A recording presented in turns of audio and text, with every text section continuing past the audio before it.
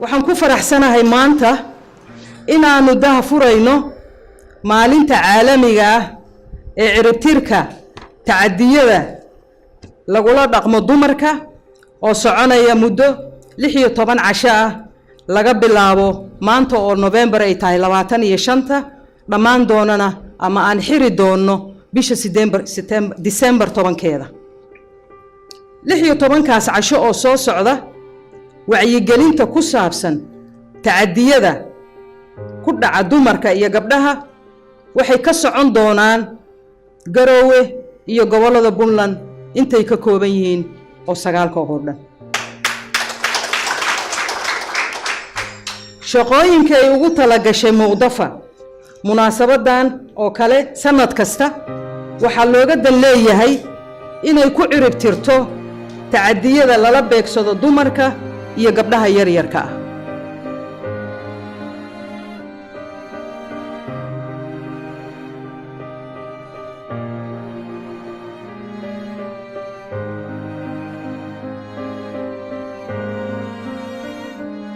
marka ugu horeysa gabdhuhu qof ahaan bay wax u nool yihiin dad very tough ah yihiin numberka labaad qoys ahaan waa laf dhabarteedii qaran ahaan laf dhabarteedii ku jiraan marka haddaan soo gaagaabsho misalan qoyska kale waxa weeye dowrkay ka ciyaara waa dowr aad iyo aad qiimo iyo qaaya u leh marka dadka in si fiican wax loo baro waa waajib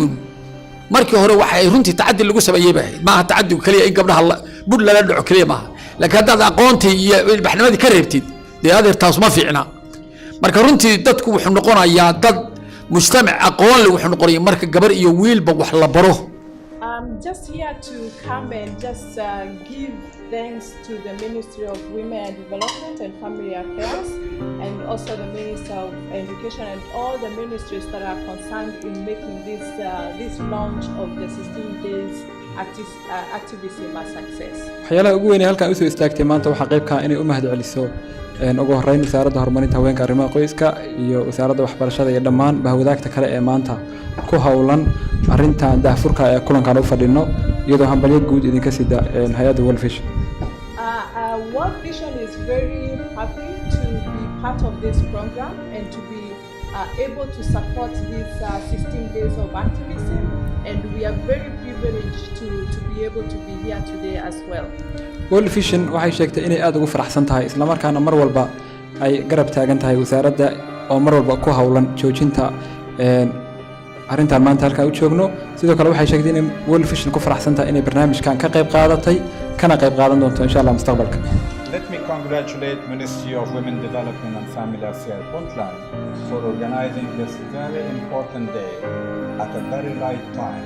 with such a great participation of all of us. Sayid wuxuu aad ugu mahad celinayaa wasaaradda horumarinta haweenka arrimaha qoyska oo kulankan quruxda badan maanta isku soo dabariday isla markaana xilligii ay munaasibka ahayd oo ku beegan maanta waa 25 November qabatay sidoo kale wuxuu aad ugu mahad celinayaa ka qayb qaadayaasha quruxda badan ee maanta madasha ku sugan wuxuuna leeyahay hambalyo. The United Nations Secretary General calling upon all of us to the Unite campaign to stand in solidarity with survivors, advocates, and the human rights of women and human rights defenders for women. xogayaha guud ee qaramada midoobay wuxuu ugu yeerayaa dhammaan in la garab istaago dadka dhibanayaasha ee ku dhacday dhibta ka dhanka tacaddiga ka dhanka jinsiga iyo in garab istaag loo sameeyo dadka u ololeeya xuquuqda haweenka ama xuquuqda dadka dhibaatada ay ku dhacdo. wuxuu xogayuhu sheegay in mar walba la rabo in dadkaas la garab istaago haday noqon lahaayeen kuwa u shaqeeya iyo haday noqon lahaayeen kuwa dhibta ku dhacday. gabagabadii